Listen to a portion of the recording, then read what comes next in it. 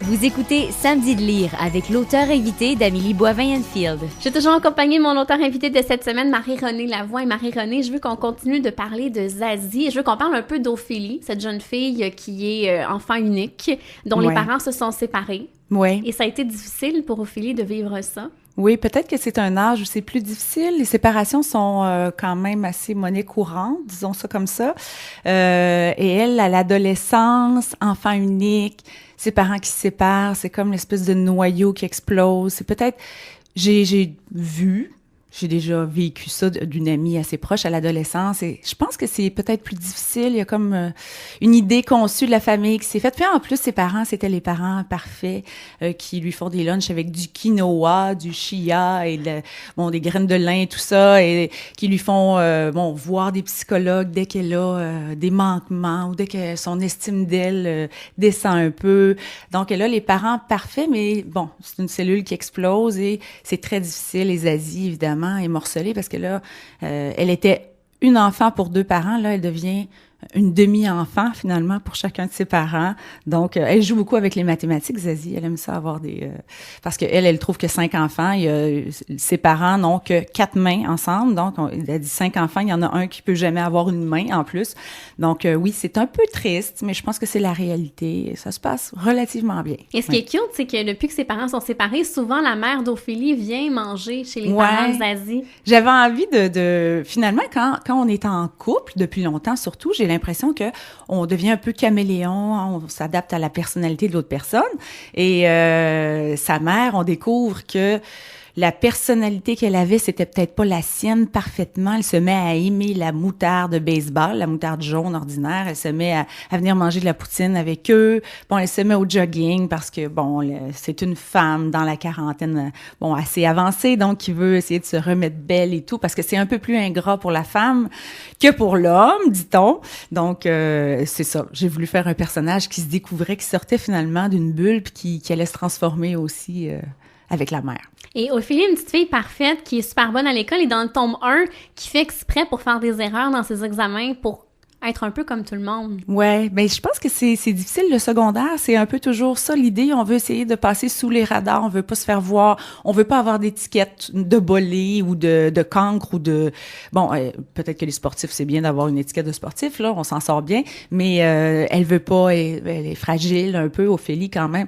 Fait elle veut pas être étiquetée la bolée du groupe, donc se force un peu pour manquer des petites questions ici et là pour avoir l'air de, tout en sachant qu'elle aurait pu avoir les notes qu'il faut, parce qu'elle se dit au moment où ça comptera, où évidemment il faut rentrer au cégep à un moment donné, quand je serai au cégep, ben là je me permettrai d'avoir les notes qu'il faut si je veux aller en médecine ou ailleurs, mais là elle joue le jeu un peu de celle qui a envie d'être moyenne forte, juste pour pas avoir d'étiquette et de Et moi, ce que je trouvais drôle aussi, c'est les gangs. Dans le premier tome, la gang des leggings. Ouais. Là, dans le tome 2, les cheveux. Les cheveux, oui, puis il va y avoir les Sunkiss dans le 3e.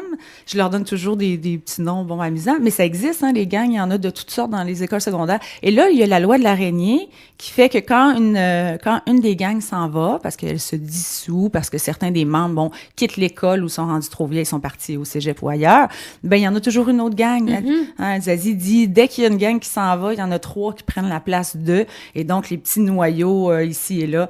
Puis évidemment, mais c'est pour parler de la dynamique de l'école, fait que j'avais mis des leggings, la première fois, parce que Zazie et Ophélie n'aiment pas le legging porté comme un pantalon, on s'entend, là, si on a une tunique, ça va, mais et c'est ça. Puis après ça, c'est les cheveux. Et là, les Sunkiss, c'est celles qui mettent du fond de teint, pas du fond de teint, mais de la crème auto-bronzante.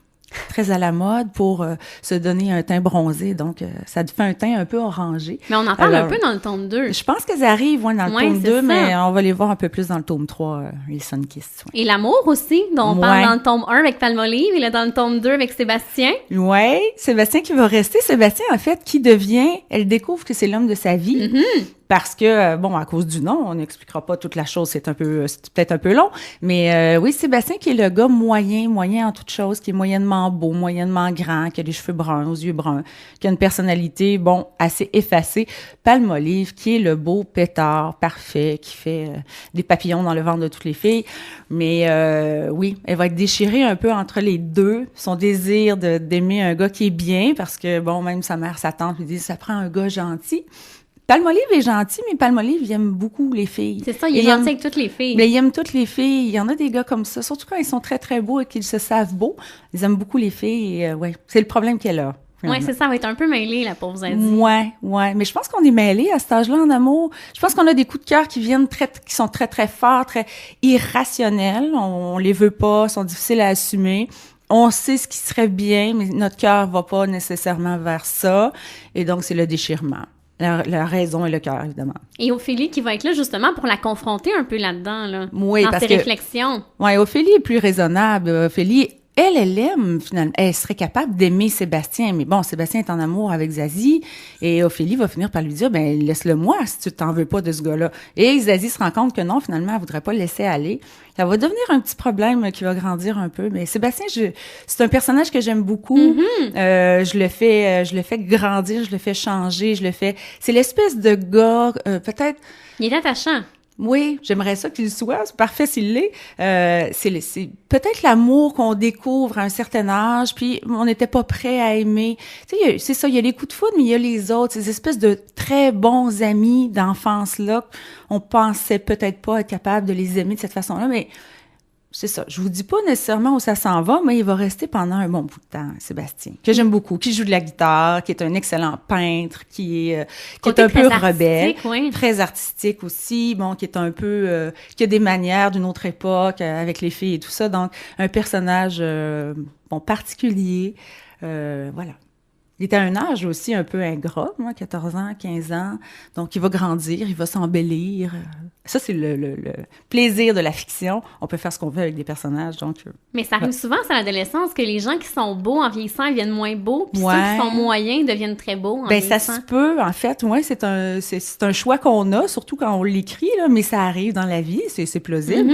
Oui, il y en a de très, très beaux qui vont prendre un petit peu de poids, qui vont s'épaissir de partout, les traits vont un peu se défaire, et il y en a d'autres dont le visage, la carrure de la mâchoire, tout ça va se développer et vont s'épanouir et s'embellir de façon très marquée. Ça arrive, oui. Il va y avoir combien de temps de Zazie? Est-ce que tu le sais? Je sais pas, évidemment. Je travaille beaucoup aussi. Il faut que je pense à placer des temps d'écriture. Ça me prend, c'est quand même assez long et tout ça. J'y vais un peu avec le temps. Là, le 3e est terminé. On va commencer à travailler sur la mise en page et tout ça. Puis après ça, il faut que je vois avec le temps que j'aurai. C'est sûr que dans ma tête à moi, elle file jusqu'au cégep très facilement. OK. Oui, je pense que c'est en place, du moins, mon idée est là. Faudra voir, évidemment, dans le temps et tout le reste, là. Je sais pas. Et dans le tome 3, est-ce qu'on fait un gros saut dans le temps ou on va vraiment être très, très près de la fin? On est très près, oui, parce que je l'ai fait entrer dans Zazie 1, je l'ai fait entrer en secondaire 2, étant donné que le secondaire 1, c'était comme l'espèce d'exploration et tout. Et le Zazie 2 et 3 se passent pendant le secondaire 3. Donc, le Zazie 4, s'il y a lieu, on va entrer en secondaire 4 à ce moment-là. Ouais, et on pourra lire le tome 3 quand? À l'automne. Ah oui? Ouais, OK. Moi, oui. Je pense que c'est ça le plan de match, là. Et est-ce que tu vas faire de la promo dans les prochains mois? Je sais c'est le Salon du Livre ou tout ça? Là, c'est le Salon du Livre de Québec au mois d'avril. Alors, tu seras? Oui, j'y serai. Évidemment, je viens de Québec. Ah, je savais oui, pas. C'est ça. Ma famille est là. J'ai passé le congé pascal à Québec. Et donc, c'est toujours mon plaisir d'aller au Salon du Livre. Puis, c'est sincèrement très le fun. Je commence à faire un peu de littérature enfant. Là, j'ai fait Le Chat moribond, je fais Zazie. Et c'est un public tellement généreux, ils n'ont pas d'inhibition. Les jeunes, ils viennent nous voir, nous posent plein de questions, sont très... on est occupés au Salon du Livre quand on fait de la littérature jeunesse. C'est peut-être moins le cas, quand on fait de la littérature adulte. Et je découvre ce public-là au Salon du Livre, j'adore ça, c'est vraiment très agréable. Public très fidèle. Très fidèles, oui, qui nous parlent de plein de choses, qui nous parlent des personnages, qui nous racontent des choses. Ils viennent nous voir avec leur propre vie, puis leur petit ça m'a fait penser à ça. Moi aussi, j'ai un chat, puis ils veulent nous parler. C'est super le fun. C'est très dynamique. Puis il y a quelque chose de très naïf dans leur façon de nous approcher. Oui, je découvre ça. J'ai beaucoup de plaisir. Et qu'est-ce qui t'a amené à vouloir faire le saut en littérature jeunesse? Ben, en fait, c'est pas un hasard, mais j'avais un chat. Mais là, il vient tout juste de mourir, malheureusement. Le chat moribond, j'avais un chat qui avait un souffle au cœur, qui faisait des caillots. Et donc, il y avait des moments de paralysie. Là, il tombait mort, en apparence. Il se relevait des fois 1 heure ou 2 après. J'ai déjà amené chez le vétérinaire dans cet état léthargique-là. Et on m'a dit, ben écoute, c'est peut-être un caillot, ça va passer. Et là, ma fille avait bien de la peine parce qu'il a fallu que j'explique, ben, à un moment donné, il se relèvera pas. Hein. Il tombe, il se relève, il continue. 6 mois plus tard, il retombe.